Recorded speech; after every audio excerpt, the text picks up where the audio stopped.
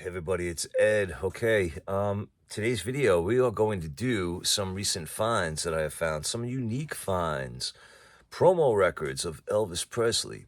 These look like they came from the 1980s, anywhere could be from the early 80s up until almost the late 80s, depending on the releases. And they are unique in the sense that, well, I'm going to show you, all right? So we got a few here. Let us start with Elvis's Golden Records Volume 4. Now, you'll notice there's this sticker on the front of the cover. This is a later release. It has the catalog change number of AFL instead of LSP when it was initially released, or actually LPM. You find an LPM of this US release, got a nice little prize there. All right, but this actually came, I believe this is an 80s release. This just came in a plain white sleeve. All right, and I actually gave this a good cleaning last night, and it came out immaculate, and it sounds great. But you will see it is on the black RCA label. Okay. And now, what about that sticker on the front cover? Well, all of these records, with the exception of the very last one that I'm going to show you, must have come from the same collection, which was NBC, National Broadcasting Company, Inc., 30 Rockefeller Plaza, New York, 10020. So, these records belong to WNBC at one time in their existence, and now they are in my collection. Let us see what else we got. All right, so Elvis's Gold Records Volume 4. Next one we have is the brainchild of producer Felton Jarvis, called Elvis Guitar Man. This was released initially back in 1981. And the premise of this album was taking Elvis's voice and setting it to new musical arrangements. I was not a big fan of this record, and I still am not a big fan of this record. I know a lot of my viewers are. They love this record. When I brought this up before, how much I really don't care for it, a lot of you do, and that's great. I'm glad you do. My problem, particularly with this record, is the sound.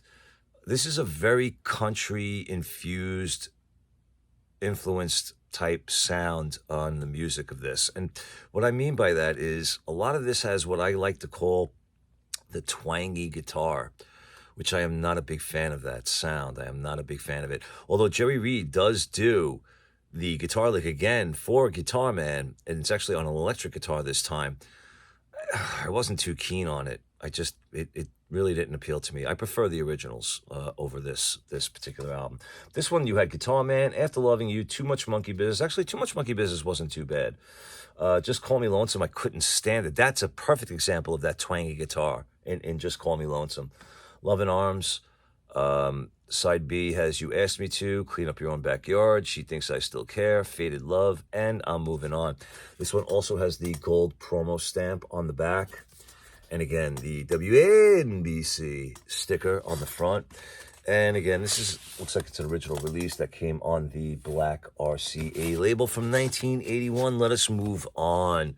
All right, and then next in the list, we have the re-release from 1985 where they did the digital remastering back to mono of Elvis's second album, simply titled Elvis. And again, we have the WNBC sticker on here. All right, but this one did not come with the Obi. The Obi that these came with, even though it was a U.S. release, it was a gold strip that said it was the 50th anniversary release, and it was digitally remastered, restored to original mono, stuff like that. All right, but this one came on a different label, and this was the 50th anniversary gold label, which was really nice, and nothing special in the dead wax.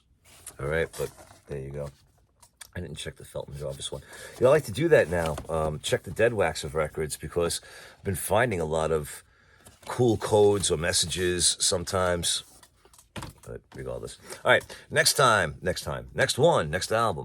Elvis's Golden Records, first one. All right, and again, we have the WNBC sticker on there.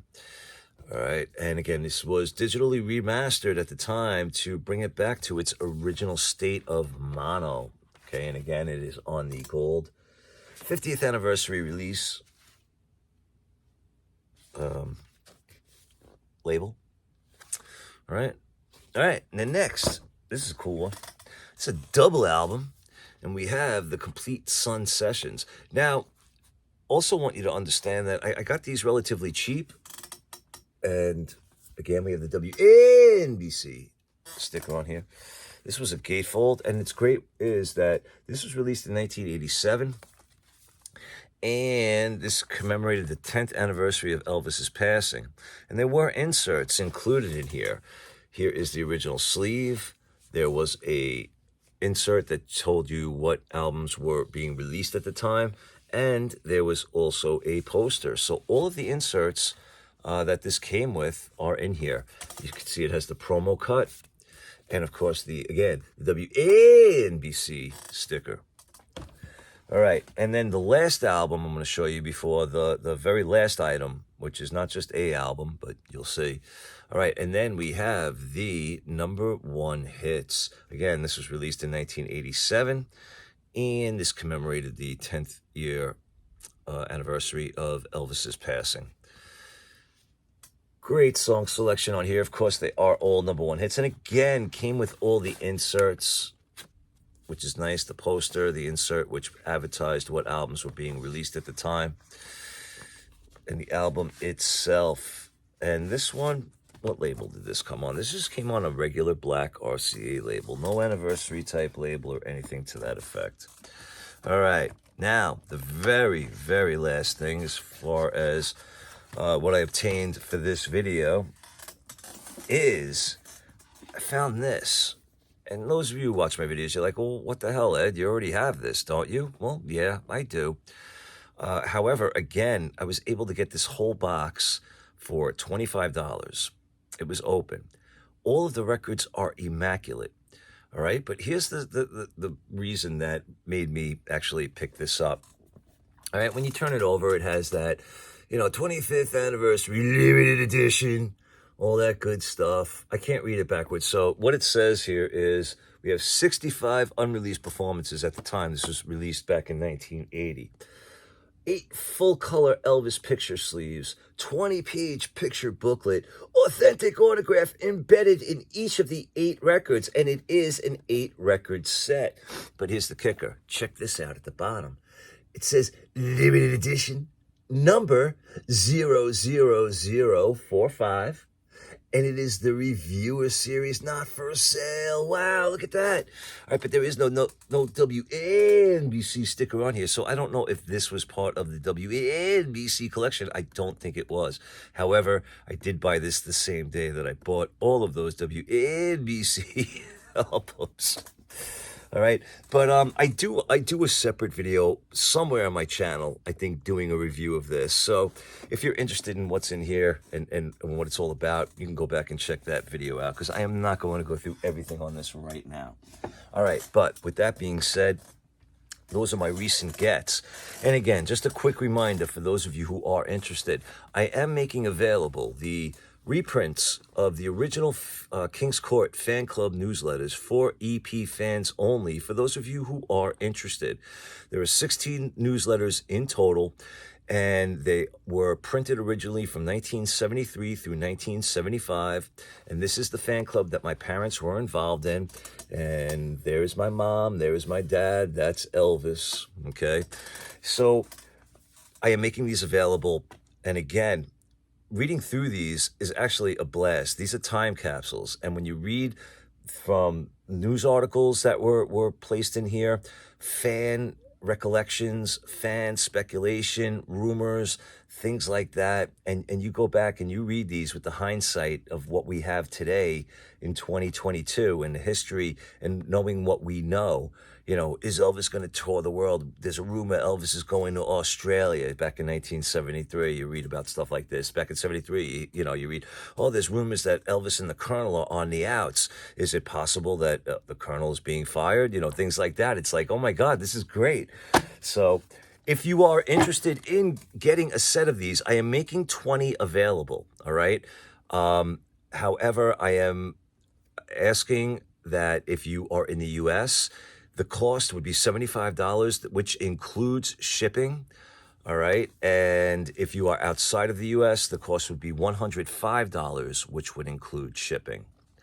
And for that, you get the 16 booklets, and they're not going to be numbered. They're not going to be limited edition, in that sense. I mean, they're limited in the sense that I'm only making 20 copies. All right, but I am waiting until I get 15 orders before I go to the printer to have them printed. And if by October 16th, I do not get at least 15 orders, then whoever did make an order, I will refund your money. So how can you pay? I'm going to leave a link to PayPal and Venmo in the description of this video. And if you are interested in the set, if you live outside of the US, just make me a payment of $105.